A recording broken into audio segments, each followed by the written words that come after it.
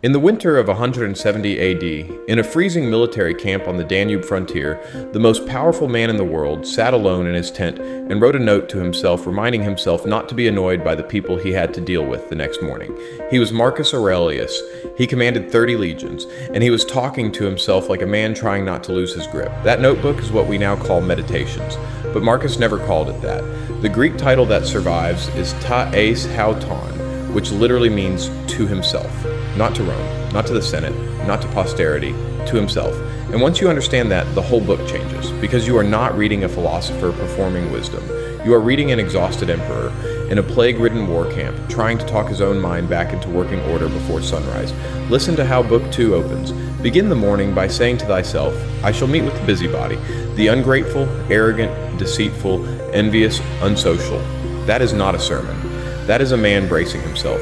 He is about to walk out of his tent and deal with officers, informants, ambassadors, and soldiers, and he is rehearsing in advance so that when the first idiot of the day arrives, he does not explode. This is the part most people miss. Marcus was not writing because he had figured it out. He was writing because he kept slipping. The same lessons appear over and over. Don't be angry, don't be angry, don't be angry. You do not repeat a lesson 12 times in a private notebook if you have mastered it. You repeat it because tomorrow you will fail at it again. And here's the early twist. The Marcus Aurelius you have been sold, the serene philosopher king on the white marble bust, is mostly a fiction built by people who came centuries later. The real Marcus was a sick, grieving, overworked man fighting Germanic tribes along a frozen river, while a plague, what historians call the Antonine Plague, killed somewhere between 5 and 10 million people across the empire, possibly including his co-emperor Lucius Verus in 169. He lost children. Cassius Dio tells us only one of his sons, Commodus, would outlive him in a way that mattered, and that one would become a disaster. He had every reason to crack. He wrote so he would not. If that reframing is hitting you, do me a favor and subscribe, because we are about to go deeper into how these men actually ran their own minds. Now think about what it means that he never meant for you to read this. Seneca wrote his letters to Lucilius knowing they would circulate. Epictetus did not even write the discourses. His student Arrian did, and Arrian admits in the preface he was trying to capture what it felt like to be in the room. Those texts have an audience baked in. Meditations does not. There is no performance. There is no reputation to protect. There is just a man, by lamplight, writing things like, waste no more time arguing about what a good man should be. Be one. That line in Book 10 is not advice to you. It is Marcus, at maybe 50 years old, ruler of the known world, telling himself to stop stalling. And this is the operating system, not the quotes, the practice. The practice is that every morning, before anything else, you sit down and you tell yourself the truth about the day. You will meet difficult people. Some of them will be people you love.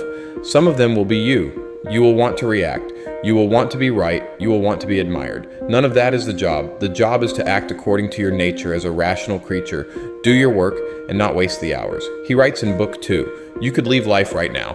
Let that determine what you do and say and think.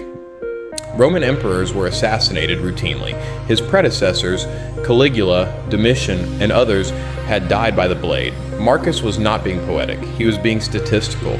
Memento Mori was not a tattoo idea. It was a security briefing. So ask yourself something. When you open your eyes tomorrow, what is the first conversation you have with yourself? Is it a scroll? Is it a complaint? Is it nothing?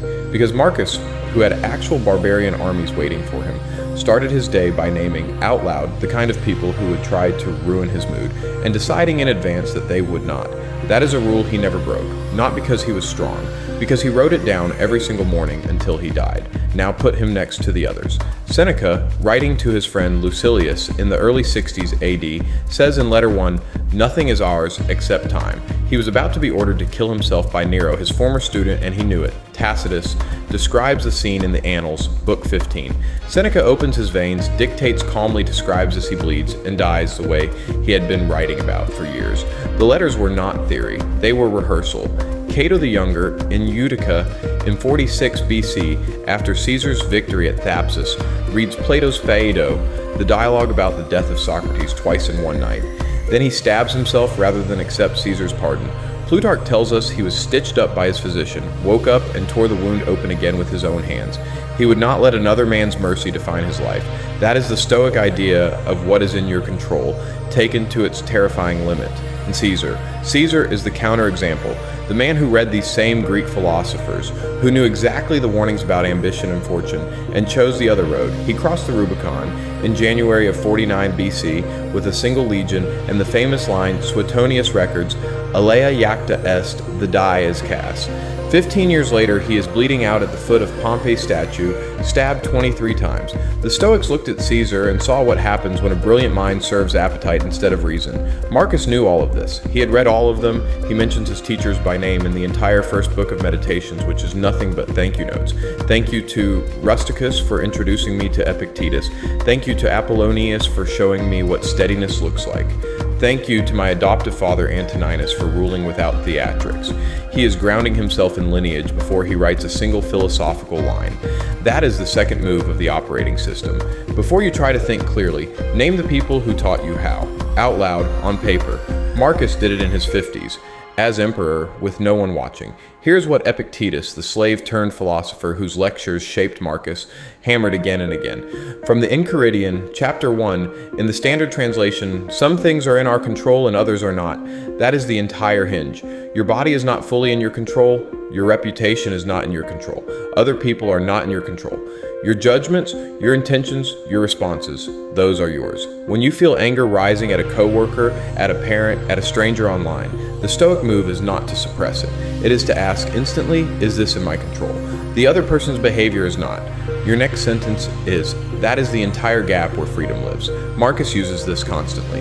In Book 8, he writes, roughly, that if something external distresses you, it is not the thing itself but your judgment about it, and you have the power to revoke that judgment at any moment. He is quoting Epictetus back to himself. He is a Roman emperor doing flashcards. Now think about the conditions he was writing in. Modern historians believe most of Meditations was composed between 170 and 180 AD during the Marcomannic Wars, in field camps along the Danube, in what is now Austria, Hungary, and Slovakia. Cold, damp, the plague still moving through the legions. He would die in March of 180, probably at Vindobona, modern Vienna, possibly at Sirmium. He was about 58. He never saw Rome again in any settled way. He never published the book. The earliest reference we have to it by name is centuries later. It almost did not survive. The single full Greek manuscript that everything descends from, the Vaticanus, dates to the 14th century. We came within a hair of never reading it. And that, weirdly, is the proof that it is real. He was not writing for you. He was not building a brand. There is no performance incentive. When he tells himself in Book 5 to get out of bed because he was made for work, not for warmth under blankets, he is being mean to himself in the way only you can be mean to yourself. That line, by the way, is genuine. Book 5, opening passage. He literally argues with himself about hitting snooze, the most powerful man in the world, arguing with himself about getting up. If that does not collapse the distance between you and him, nothing will. So what is the rule Marcus Aurelius never broke? It is not a quote. It is the act of writing. Every night or every morning, depending on the entry, he sat down and audited his own mind. He named what had gone wrong. He named what he wanted to do better. He reminded himself he would die, that fame is smoke, that the people irritating him were doing the best they could with the reason they had, and that the only thing he actually controlled was the next choice. He did this for at least 10 years, in a war zone, while sick, while grieving, while ruling. You have a phone with more processing power than the entire Roman bureaucracy, and you cannot get through breakfast without checking it. He had a wax tablet and a candle, and he built one of the most clear-eyed documents in human history out of pure repetition. The lesson is not that you should journal. The lesson is that a strong mind is not a gift. It is a maintenance schedule. Marcus did not write Meditations because he was wise. He became the man we remember because he wrote it. And he wrote it only for himself. If this hit, like the video and subscribe, and I will keep pulling these minds apart with you.